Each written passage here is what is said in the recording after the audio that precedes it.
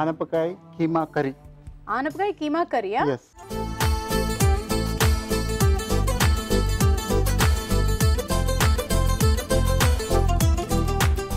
ఆనపకాయ కీమా కర్రీ. మరి దానికి కావాల్సిన పదార్థాలు ఏమిటో చూద్దామా? ఆనపకాయ కీమా కర్రీ తయారు చేసుకోవడానికి కావాల్సిన పదార్థాలు: ఆనపకాయ ముక్కలు 1 కప్పు, కీమా 1/2 కిలో, తరిగిన ఉల్లిపాయ 1, అల్లం వెల్లుల్లి పేస్ట్ 1 టీ స్పూన్, పోపు దినుసులు 1 టీ స్పూన్, ఉప్పు తగినంత, కారం తగినంత, పసుపు చిటికెడు, గరం మసాలా 1 టీ స్పూన్, జీలకర్ర పొడి 1 టీ స్పూన్, ధనియాల పొడి 1 టీ స్పూన్, కొత్తిమీర కొద్దిగా, నూనె 3 టేబుల్ స్పూన్లు. కావాల్సిన పదార్థాలు చూసేసాము. మేము రెడీ రావు గారు.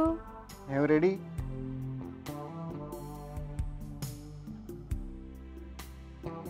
ఫస్ట్ నూనె, జీలకర్ర, ఆవాలు, జీలకర్ర, ఉల్లిపాయ,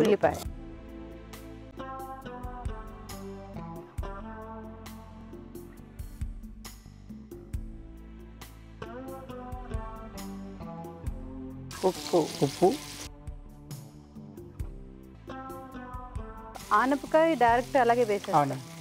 ఉల్లి చేసిన మేలు తల్లి కూడా చేయదు అంటారు, కానీ ఉల్లి లేని వంట లేదనుకుంటా. అంటే చాలా తక్కువ ఉండొచ్చు, చాలా తక్కువ, అంటే ఒక 20-30% ఉండొచ్చు మేబీ. కానీ నాన్ వెజిటేరియన్ అయితే తప్పకుండా కావాలి. మన ఇండియన్ కుజిన్లో ఎక్కువ ఉల్లిపాయలు వాడతాం. కొంచెం అల్లం వెల్లుల్లి పేస్ట్, ఇది కూడా ఖచ్చితంగా ఉంటుంది. ఉల్లి, వెల్లుల్లి,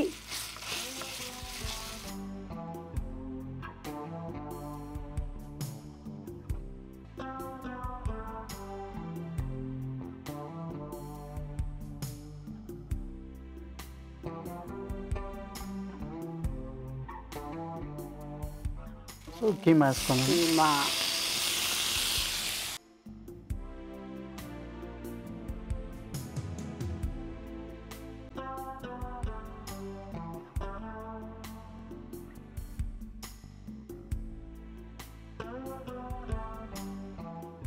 ఆనపకాయ,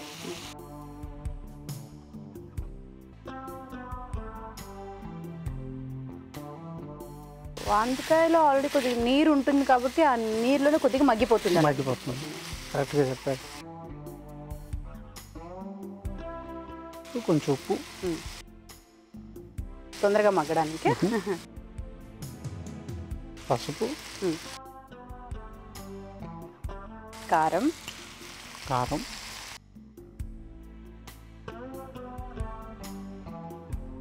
ధనియాల పౌడర్,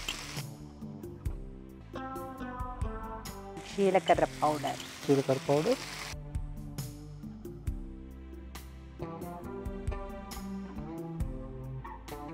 నీళ్ళు యాడ్ చేయాల్సిన అవసరం లేదు, కొంచెం యాడ్ చేద్దామా?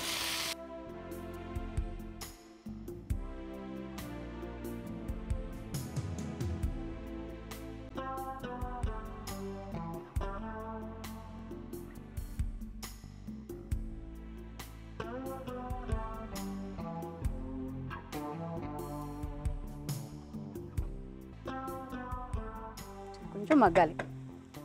ఎస్. నూనె పైకి తేరుకుందంటే అయిపోయినట్టు.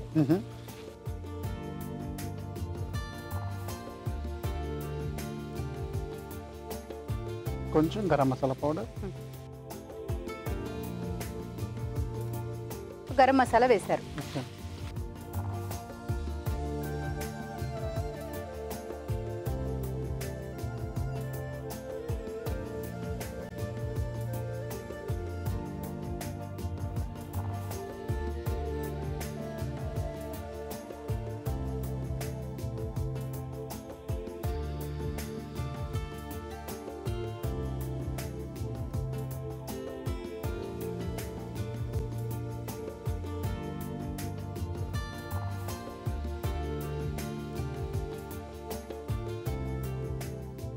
ఆనపకాయ కీమా కర్రీ.